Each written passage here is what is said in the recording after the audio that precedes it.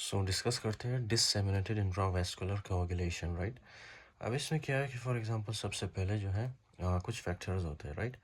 उन फैक्टर्स में for example आ सकता है ट्रॉमा, राइट। ट्रॉमा हो सकता है, या तो फॉर एग्जांपल समटाइम्स सेप्सिस हो सकते हैं, ठीक है ना। सेप्सिस या समटाइम्स फॉर एग्जांपल कैंसर हो सकता है, राइट। कैंसर, या there can be some kind of ABO incompatibility, blood transfusion, right। Blood transfusion, ठीक है ना। एक दफ़ा फिर से सुने आप, ठीक है।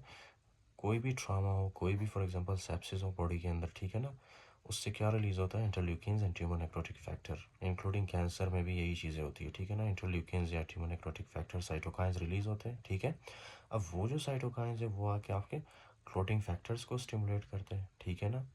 क्लोटिंग फैक्टर्स को स्टिमुलेट करते हैं। क्लोटिंग फैक्टर्स जब स्टिमुलेट होंगे, ठीक है, ये देखो intrinsic extrinsic pathway and intrinsic pathway, इसके नतीजे में क्या होगा कि ये सारे क्लोटिंग फैक्टर्स जब स्टिमुलेट होते हैं तो ये फाइब्रिनोजन को फाइब्रिन में कन्वर्ट करते हैं, राइट। उसके बाद जो है थ्रोम्बस फॉर्मेशन होती है, ठीक है। अब समटाइम्स क्या है कि ये जो ट्रामा या फॉर एग्जांपल सेप्सिस वगैरह, ठीक है, ये एंडोथेलियल सेल्स को डैमेज करते हैं। एंडोथेलियल सेल्स जैसे ही डैमेज होते हैं तो क्या होता है, वॉन विलिब्रेंट फैक्टर, ठीक है ना, वॉन विलिब्रेंट फैक्टर एक्सप्रेस होता है। फिर उसके बाद जो है प्लेटलेट्स आता है, राइट। प्लेटलेट्स आके वॉन विलिब्रेंट फैक्टर के साथ बाइंड करता है, तो प्लेटलेट एक्टिवेट होता है। फिर यही प्लेटलेट दूसरे प्लेटलेट्स को अपनी तरफ अट्रैक्ट करता है, ठीक है ना, और उनके साथ बॉन्ड बनाता है with the help of the fibrinogen, ठीक है ना। तो एट द सेम टाइम ये जो एंडोथेलियल सेल है, कुछ टिश्यू फैक्टर्स भी रिलीज करती है। टिश्यू फैक्टर्स आगे जाके एक्सट्रिंसिक पाथवे में फैक्टर नंबर 7 को स्टिमुलेट करते हैं, ठीक है ना। फैक्टर 7 जैसे ही स्टिमुलेट होगा उसके बाद ये कॉमन पाथवे स्टिमुलेट होगा, तो फिर फिब्रिनोजन फाइब्रिन में कन्वर्ट होगा। सो इन शॉर्ट कहने का मतलब ये है ना कि एक तो यहाँ पे थ्रोम्बस फॉर्मेशन होता है, ठीक है ना, और दूसरा प्लेटलेट एक दूसरे के साथ जब बाइंड होते हैं ना तो उससे जो है प्लेटलेट प्लग बनता है, right. Platelet plug, right. Platelet plug. अब इसमें क्या हो रहा है हमारे पास, इसमें ये हो रहा है ना कि जितने भी हमारे पास क्लोटिंग फैक्टर्स है ना वो बिला वजह एक्टिवेट हो रहा है, ठीक है ना। एक्टिवेट होते होते होते होते आखिर एक ऐसा टाइम आता है, ठीक है ना, कि बॉडी के अंदर बहुत ज़्यादा थ्रोम्बस फॉर्मेशन होती है डिफरेंट पार्ट्स ऑफ बॉडी में, ठीक है ना। किडनीज वगैरह में वो हम पढ़ेंगे बाद में। तो थ्रोम्बस फॉर्मेशन होती है बिला वजह बहुत ज़्यादा, ठीक है ना, जिसकी वजह से क्लोटिंग फैक्टर्स की डेफिशिएंसी होती है हमारे बॉडी के अंदर, ठीक हो गया। जब क्लोटिंग फैक्टर्स की कमी होती है ना हमारे बॉडी के अंदर, तो ये जो पीटी है ना ये रेस कर जाता है। अगर नॉर्मली ये 11 to 13 है या 11 to 15, फिर ये हो सकता है कि more than 20, more than 25, more than 30, ठीक है ना, इस तरह रेस कर जाता है, ये ऐसे इंक्रीज़ होता है। फिर उसी के साथ ही है हमारे पास जो है इंट्रिंसिक पाथवे वाला पार्शल थ्रोम्बोप्लास्टिन टाइम, ठीक है ना। ये अगर नॉर्मली 25 to 35 है, ये रेस कर जाता है, ठीक है ना, जब आपके बॉडी के अंदर डिससेमिनेटेड इंट्रावास्कुलर कोगुलेशन होता है। क्योंकि ये जितने भी क्लोटिंग फैक्टर्स है ये यूज़ हो रहा है ना, ये यूज़ हो रहा है फिब्रिनोजन को फाइब्रिन में कन्वर्ट करने के लिए, ठीक है, which is leading to formation of thrombus. इसी तरह जो है ये वॉन विलिब्रेंट फैक्टर जो है एक्सप्रेस हो रहा है एंडोथेलियल सेल्स के ऊपर, ठीक है ना। और हमारे पास जितने भी प्लेटलेट्स हैं, राइट, जितने भी प्लेटलेट्स हैं उनमें से like for example 70 to 80%, like 75% जो प्लेटलेट्स है ना वो यूज़ होते हैं, ठीक है। तो प्लेटलेट्स की भी डेफिशिएंसी होती है हमारे बॉडी के अंदर, ठीक है। प्लेटलेट प्लग बनने की वजह से क्या होता है, प्लेटलेट्स की डेफिशिएंसी होती है, कम होते हैं प्लेटलेट्स, ठीक है ना। तो जैसे ही हम इन पेशेंट्स को फॉर एग्जांपल टेस्ट करते हैं ना, इनका जब फॉर एग्जांपल सीबीसी करते हैं तो हमें क्या मिलता है, पीटी इनका रेज मिलता है हमें, ठीक है। इसी तरह पीटीटी हमें इनका रेज मिलता है, ठीक है। इंक्लूडिंग दैट इनका प्लेटलेट हमें कम मिलता है, जिसको थ्रोम्बोसाइटोपिनिया कहते हैं, ठीक है ना। चलो सर ठीक है, तो अब कुल मिला के बात ये है ना कि हमारे पास जो प्लेटलेट्स है वो भी यूज़ हो चुके हैं, ठीक है ना। इंक्लूडिंग दैट जो हमारे पास क्लोटिंग फैक्टर्स थे, ठीक है, वो भी यूज़ हो चुके हैं, ठीक है ना। सो इसका मतलब है क्लोटिंग फैक्टर्स की भी डेफिशिएंसी और प्लेटलेट्स की भी डेफिशिएंसी है। और आपको पता है कि क्लोटिंग फैक्टर्स और प्लेटलेट्स कंबाइनली मिलकर क्या करते थे, ब्लीडिंग को रोकते थे, ठीक है ना। जब प्लेटलेट्स ही नहीं होंगे हमारे पास और क्लोटिंग फैक्टर्स ही नहीं होंगे हमारे पास तो ब्लीडिंग कैसे रुकेगी, ठीक है ना। तो ब्लीडिंग स्टार्ट होगी, राइट, ऑर्गन्स में से। तो इसी कंडीशन को जो है हम लोग क्या कहते हैं, डिससेमिनेटेड इंट्रावेस्कुलर कोएगुलेशन, राइट। अच्छा ये देख ले आप, एनेक्वायर्ड कोएगुलोपैथी, right? An acquired coagulopathy caused by deposition of fibrin in small blood vessels leading to thrombosis and an organ damage, right? अच्छा, this is very simple, ठीक है ना? मैं आपको एक बात बताता हूँ. अच्छा, ये फॉर एग्जांपल है हमारे पास किडनीज, राइट? ये किडनीज है, राइट? ये हमारे पास है 2 किडनीज, राइट? अच्छा, ये बात तो आपको पता है ना कि हमारे किडनीज को जो है ब्लड सप्लाई होती है, राइट? ब्लड सप्लाई होती है. अगर ब्लड सप्लाई ना हो किडनीज को तो किडनीज की मतलब किडनी के अंदर जो सेल्स हैं उनकी डेथ हो जाती है, राइट? सो किडनीज को जो है क्या हो रहा है, ब्लड सप्लाई हो रहा है, ठीक है ना? ये एक आर्टरी है, ठीक है? ये खून की नाली है जो किडनी को ब्लड सप्लाई कर रहा है.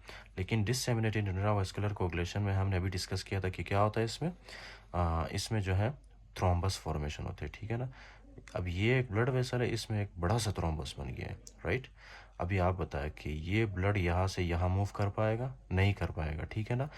तो जब किडनी को ब्लड कम पहुंचेगा, ठीक है ना, तो किडनी आहिस्ता आहिस्ता क्या होगी, किडनी की डेथ होगी, ठीक है ना? जिसको हम लोग एक्यूट रेनल इंजरी या एक्यूट रेनल फेलियर भी कहते हैं, ठीक है ना? क्यों? क्योंकि किडनी के अंदर जो सेल्स है ना, उनको जो है ऑक्सीजन नहीं मिलता, ब्लड नहीं मिलता, न्यूट्रिशन नहीं मिलता, तो आहिस्ता आहिस्ता जो है किडनी के सेल्स की डेथ होती है, ठीक है ना?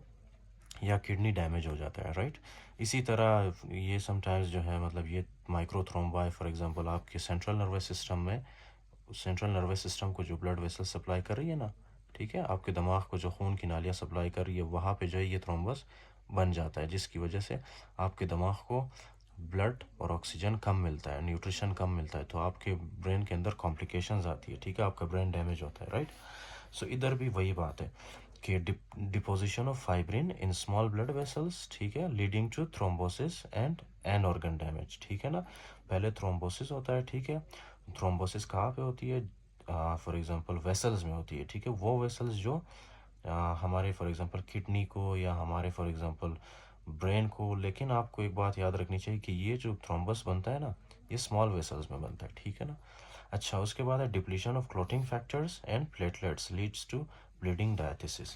अच्छा, आपको याद है हमने डिस्कस किया था कि सबसे पहले ये जो क्लॉटिंग फैक्टर्स है ये सारे ख़त्म हो जाते हैं या इनकी डेफिशिएंसी होती है, क्योंकि ये सारे यूज़ होते हैं, ठीक है ना? तो इनकी डेफिशिएंसी होती है. उसके बाद ये जो प्लेटलेट्स है, प्लेटलेट्स की भी डेफिशिएंसी होती है. क्यों? क्योंकि प्लेटलेट प्लग बनता रहता है, ठीक है ना?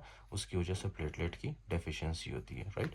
सो इधर भी वही बात है, डिप्लीशन ऑफ क्लॉटिंग फैक्टर्स, सबसे पहले क्लॉटिंग फैक्टर्स कम होते हैं, फिर उसके बाद प्लेटलेट्स, उसके बाद है लीड्स टू ब्लीडिंग डायथिसिस. तो जब प्लेटलेट और क्लॉटिंग फैक्टर की डेफिशिएंसी होगी तो क्या होगा? ब्लीडिंग होगा, right? I hope you understood it. It is associated with the many severe illness and is often seen in hospitalized patients, right? जिनके अंदर ज़्यादा सीवियर बीमारी हो, ठीक है ना, शदीद बीमार हो, उनके अंदर जो मोस्टली हॉस्पिटलाइज्ड होते हैं उनमें मिलती है ये, right? Disseminated intramuscular coagulation can be acute और chronic, right? What happens in acute form, ये आप सुने, ठीक है? Clinical presentation acute DIC is observed with a recent history of trauma or sepsis or in patients with a history of ABO incompatibility blood transfusion. ये already हम discuss कर चुके हैं, right? It presents with bleeding, low platelet count and plasma fibrinogen and a prolonged PT, PTT and D-dimer, right? तो जो acute DIC है, right, ये हम लोगों ने डिस्कस किए कि ऑलरेडी जब ट्रामा या सेप्सिस होता है ना, उनके नतीजे में, ये ट्रामा तो आपको पता है कि एंडोथेलियल सेल्स को डैमेज करते हैं, सेप्सिस की वजह से जो है कुछ इंफ्लामेटरी मीडिएटर्स या साइटोकाइंस वगैरह रिलीज होते हैं, ठीक है ना, इंटरल्यूकिन्स, ट्यूमर नेक्रोटिक फैक्टर वगैरह. एबीओ इनकम्पैटिबिलिटी ब्लड ट्रांसफ्यूजन, ये तो जाहिर सी बात है कि ये DIC करवाता है, ठीक है ना, अगर मिसमैच हो. It presents with bleeding, low platelet count and plasma fibrinogen, ठीक है? इसके कुल मिला के बात ये है ना कि DIC में एक तो आपका PT बढ़ जाता है, PTT बढ़ जाता है, ठीक है ना, और डी डाइमर का मतलब पता है क्या है? डी डाइमर का मतलब ये है ना कि ये जो फॉर एग्जांपल फाइब्रिन बना है ना, फाइब्रिन फाइब्रिन की ब्रेकडाउन होती है, ठीक है? फाइब्रिन की ब्रेकडाउन होती है. फाइब्रिन की जब ब्रेकडाउन होती है, ठीक है ना, ऐसे छोटे छोटे पार्टिकल्स में फाइब्रिन कन्वर्ट होता है, ठीक है ना, छोटे छोटे पार्टिकल्स में फाइब्रिन डिग्रेडिंग प्रोडक्ट्स, ठीक है, इनको हम कहते हैं फाइब्रिन डिग्रेडिंग प्रोडक्ट्स या डी डाइमर, ठीक है ना, डी डाइमर. अच्छा, ये फाइब्रिन जो है फॉर एग्जांपल इसकी डिग्रेडेशन क्यों हुई है, ठीक है ना? इसकी डिग्रेडेशन इसलिए हुई क्योंकि यही जो क्लोटिंग फैक्टर्स है ना, सॉरी यही जो फॉर एग्जांपल हमारे पास इन्फ्लेमेटरी मीडिएटर्स है, ठीक है, साइटोकाइंस वगैरह, इन्होंने क्या किया, प्लाज्मिन को एक्टिवेट किया है, ठीक है। प्लाज्मिन प्लाज्मिन का नॉर्मली फंक्शन क्या है कि ये फाइब्रिन को तोड़ देता है, ठीक है ना, तोड़ देता है फाइब्रिन डिग्रेडिंग प्रोडक्ट्स में, जिसको डी डाइमर भी कहते हैं, right. So I hope you understood it.